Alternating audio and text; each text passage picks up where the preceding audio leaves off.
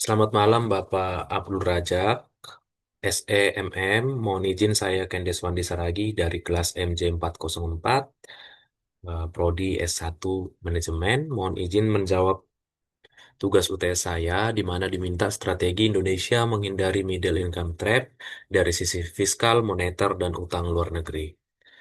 Nah, untuk saat ini posisi Indonesia sudah naik kelas, namun belum aman. Kenapa belum aman? Karena gross national income per kapita Indonesia 2025 di angka 5.083,4 US dollar atau dengan asumsi kurs 18.000 ini ada di angka 91 juta. Sementara ambang high income dari World Bank itu 13.935 US dollar atau sekitar 250 juta rupiah. Dan untuk pertumbuhan ekonomi sebenarnya Indonesia masih relatif stabil, tapi perlu ditingkatkan kualitasnya agar lebih produktif, inovatif, dan inklusif.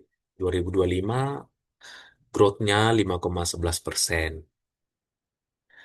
Kemudian, eh, mengapa middle income trap ini berbahaya? Ini berbahaya karena ini menandakan perlambatan ekonomi.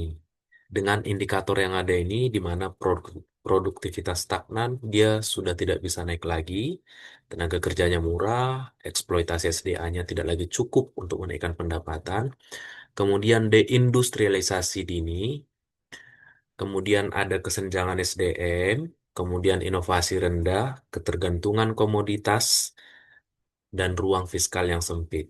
Nah, untuk mengatasi hal ini, maka harus dilakukan transformasi struktural terhadap kebijakan ekonomi.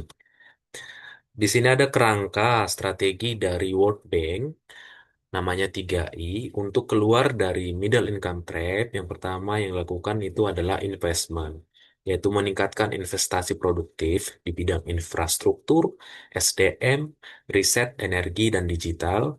Kemudian infusion, menyerap teknologi dan praktik terbaik global ke industri domestik. Kemudian innovation, mendorong inovasi, kompetisi, penciptaan nilai tambah nasional.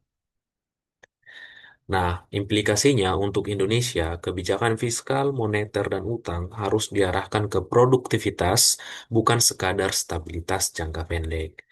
Nah, untuk kebijakan fiskal, APBN itu sebagai instrumen naik kelas.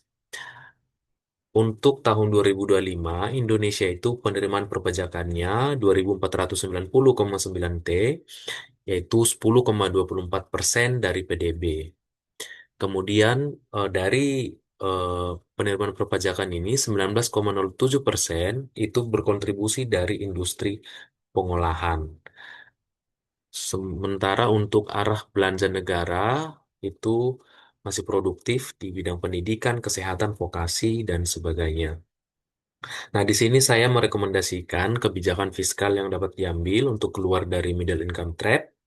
Yang pertama, naikkan tax ratio secara adil. Nah, tax ratio Indonesia tahun 2025 berada di range 9,31% hingga 11,20% dari PDB.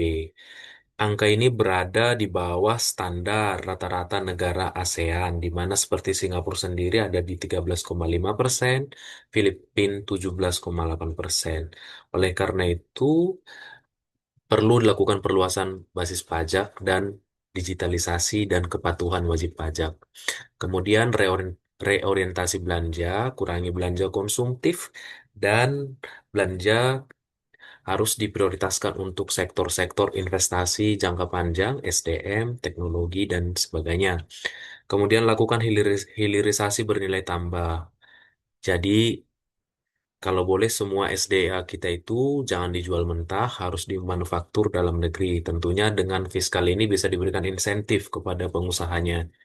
Kemudian defisit harus tetap dijaga sehat, utang boleh, tetapi harus digunakan untuk kegiatan-kegiatan produktif, bukan untuk hanya menutup pemborosan anggaran yang ada. Kemudian perlindungan sosial harus tepat sasaran kepada yang membutuhkan. Ini desain fiskalnya dari belanja rutin ke produktivitas. Di sini kita dapat lihat, dapat lakukan reallocating budget. dari subsidi yang tidak tepat sasaran, belanja rutin birokrasi berlebih, proyek fisik tanpa efek ekonomi jelas dapat ditransformasikan ke pendidikan, riset, logistik, energi, dan manufaktur hijau. Prinsip fiskal ini harus setiap rupiah APBN harus meningkatkan produktivitas, pemerataan, dan kapasitas inovasi nasional. Berikutnya itu kebijakan moneter, ini stabilitas untuk mendukung transformasi. Per Mei 2026, BI Rate Indonesia itu ada di angka 5,25%, inflasi 3,08%, dan cadangan devisa 146,2 miliar US dollar atau setara 5,8 bulan impor. Nah, di sini ada langkah-langkah yang diambil, arah kebijakan moneternya itu inflasinya harus terkendali, di mana kalau inflasi tinggi, ini tentunya akan menurunkan daya beli masyarakat sehingga masyarakat yang berada di kelompok bawah dapat kembali menjadi masyarakat miskin.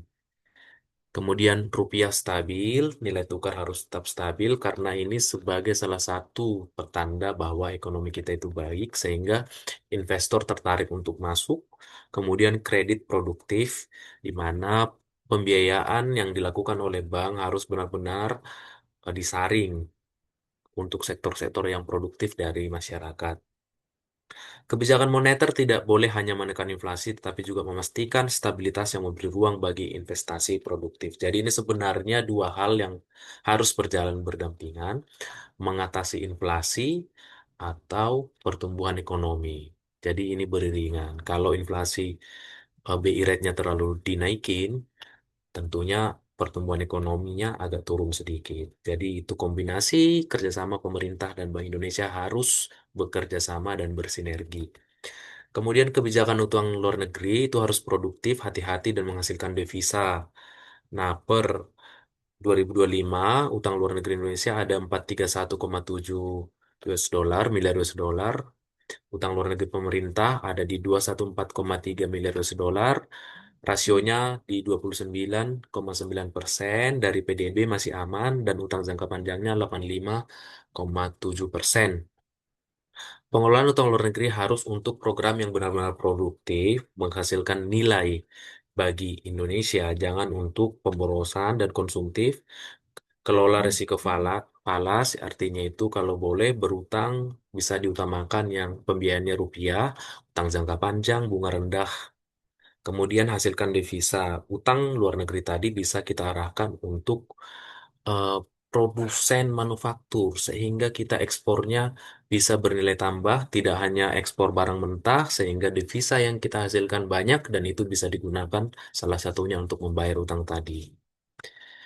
Integrasi kebijakan tadi itu, tiga kebijakan tadi itu tentunya memiliki tujuan untuk produktivitas naik, lapangan kerja formal, ekspor nilai bertambah, inovasi nasional, pendapatan per kapita meningkat. Ini ada roadmap implementasi bertahap, terukur, dan konsisten dari 2026 sampai 2045.